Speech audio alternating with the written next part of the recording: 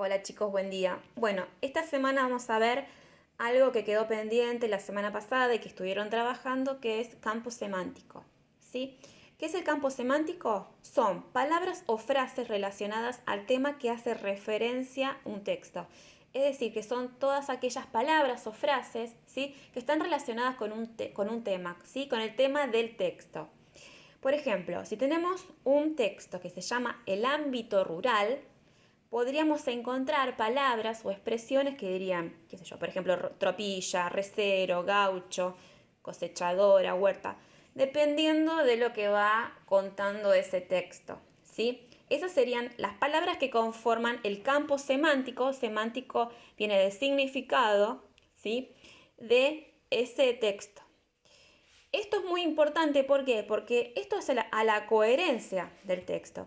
Y la coherencia es una de las propiedades fundamentales del texto. ¿Y qué es la coherencia? La coherencia es una propiedad que debe tener un texto para identificar el tema general. Cuando no se reconoce, el texto es incoherente.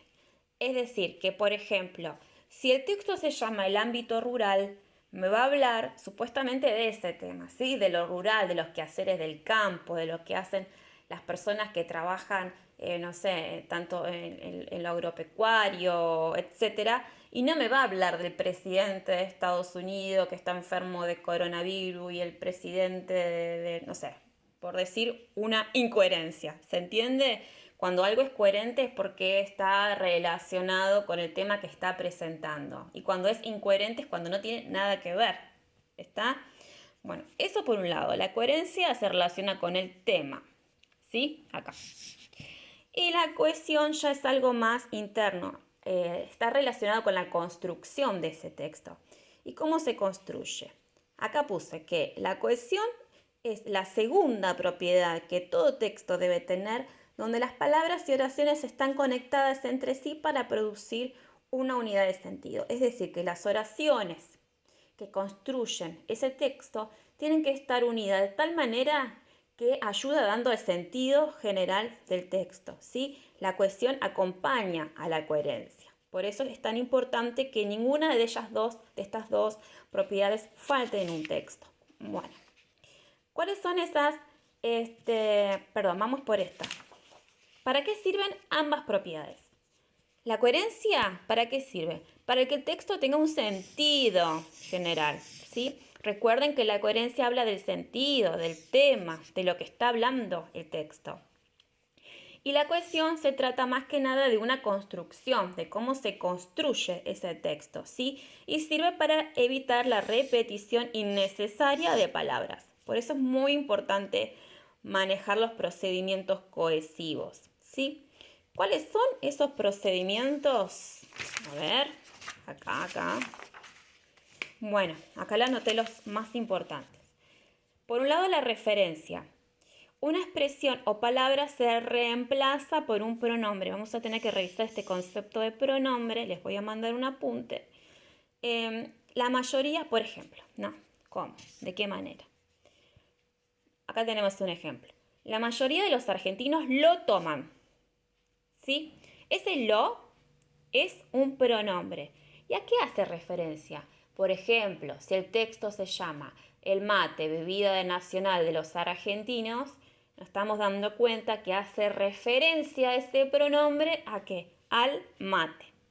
¿Sí? Entonces, en vez de poner mate a cada rato, podemos reemplazarlo por el pronombre lo.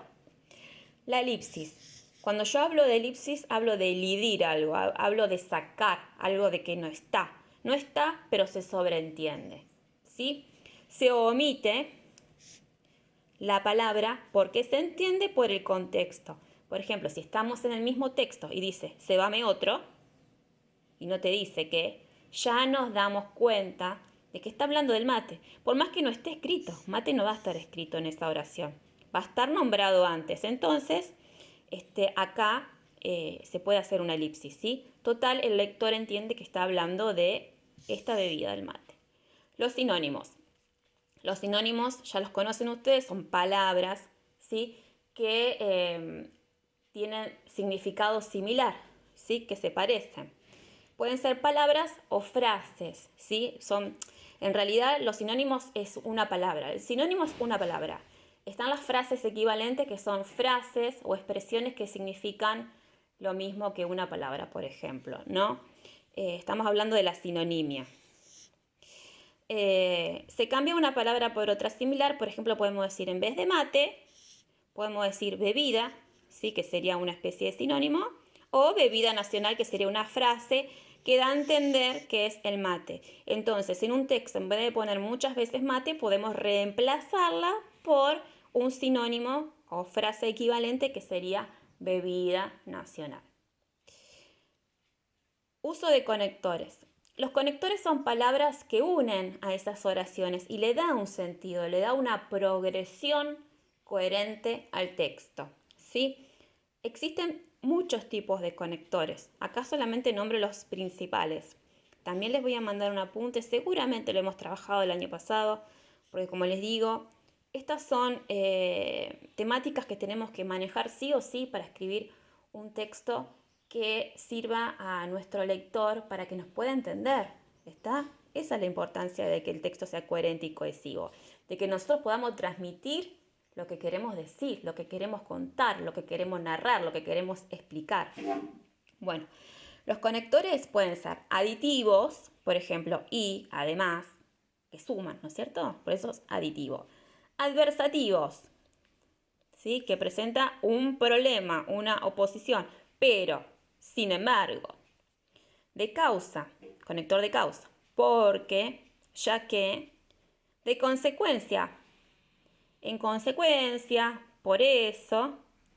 Y tiempo. Luego, una vez, en primer lugar, últimamente. ¿Está? Y hay unos conectores más, tipos de conectores más. Pero bueno, ya tendremos que pasar ahí a un cuadro más detallado. Bueno, con esta explicación les voy a mandar la actividad. Como saben ustedes, cualquier duda, cualquier consulta lo pueden hacer. Yo estoy esperando que me pregunten. Chocha, si me consultan, esa es mi función como profe. Así que bueno, como les dije, esto se va a aplicar a la actividad de la semana 10.